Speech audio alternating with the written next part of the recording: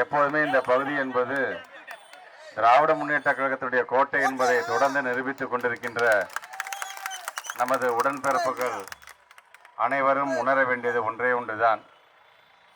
19 அன்று நடைபெறுகின்ற இந்த தேர்தல் என்பது இது வெறும் நாடாளுமன்றத்தினுடைய தேர்தல் மட்டுமல்ல, இது நாட்டை காக்கக்கூடிய போராகவும் அது அமைந்திருக்கின்றது.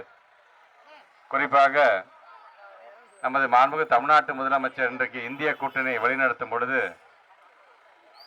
தமிழ்நாட்டில் இருக்கின்ற மதசார்பற்ற முற்போக்கு கூட்டணியுடைய தலைவராக பாண்டிச்சேரியும் சேர்த்து 40 நமதே நாடும் நமதே என்று சொல்கின்ற அதே வேளையில் இந்தியா முழுவதும் இந்திய கூட்டணியை வழிநடத்தும் பொழுது நாளை நமதே 400 நமதே என்கின்ற விதத்தில் இன்றைக்கு ஏறத்தாழ 400க்கும் மேற்பட்டிருக்கின்ற இடங்களை இந்திய கூட்டணி வெற்றி பெறுகின்ற இந்த சூழ்நிலையில் என்னதான் 543 நாடாளுமன்ற உறுப்பினர் இருந்தாலும் நம்முடைய திருச்சி நாடாளுமன்ற உறுப்பினர் துரை வைகோ தான் அதிகப்படியான வாக்கு வித்தியாசத்தில் வென்றார் என்கின்ற அந்த பெருமையை தேடித்தரக்கூடிய ஒரு நாளாக வருகின்ற 19ஆம் தேதி நடைபெற வேண்டும்.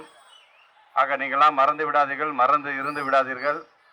திராவிட மாடல் அரசை நடத்தி கொண்டிருக்கின்ற தமிழ்நாட்டுடைய முதலமைச்சர் இன்றைக்கு பல்வேறு சாதனைகளை இந்த 34 மாதங்கள் நிகழ்த்தி இருக்கின்றார்.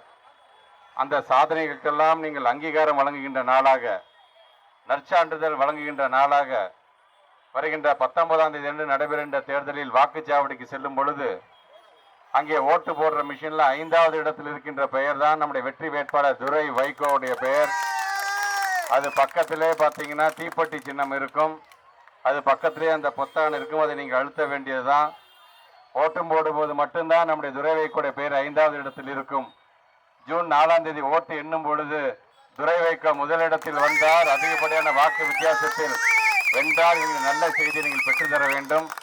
குறிப்பாக நம்முடைய தமிழ்நாட்டு முதலமைச்சருடைய அந்த வாக்குறுதி என்பது நம்மளுக்கு இந்திய கூட்டணி ஒன்றியத்தில் அமரும் பொழுது, குறிப்பாக துரை வைகோ இங்கே தீப்பெட்டி சின்னத்தில் வெற்றி பெற்று வரும் பொழுது நீங்கள்லாம் 1000 ரூபாய் கொடுத்து வாங்குறீங்களே கேஸ் சிலிண்டர், அதை 500 ரூபாய்க்கு வழங்குவேன் என்று சொல்லி இருக்கிறார். ஆக துரை வைகோ அவர்கள் வெற்றி பெற்று வரும் பொழுது நீங்கள்லாம் 500 ரூபாய்க்கு சிலிண்டரை வாங்கிட்டு வீட்டுக்கு போகும்போது அந்த அடுப்பை எப்படி பற்ற வைப்பீங்கன்னா இந்த தீப்பெட்டி வச்சு தான் பற்ற வைக்கணும். ஆக இந்த தீப்பெட்டி என்பது வெற்றி தீப்பெட்டியாக அமைய வேண்டும் என்று சொன்னால் நீங்கள்லாம் மறந்து விடாதீர்கள், மறந்து இருந்து விடாதீர்கள். சிந்தாமல் சிதறாமல் உங்களுடைய வாக்குகளை நம்முடைய துரை வைகோவுக்கு தீப்பெட்டி சின்னத்திலே வாக்களித்து அவரை பெருவாரியான வாக்கு வித்தியாசத்தில் வெற்றி பெற வைக்க வேண்டும் என்று சொல்லி இப்போது நம்முடைய துரை வைகோ வெற்றி வேட்பாளர் உங்களுடைய தீப்பெட்டி சின்னத்திலே ஆதரவு கோருவார்.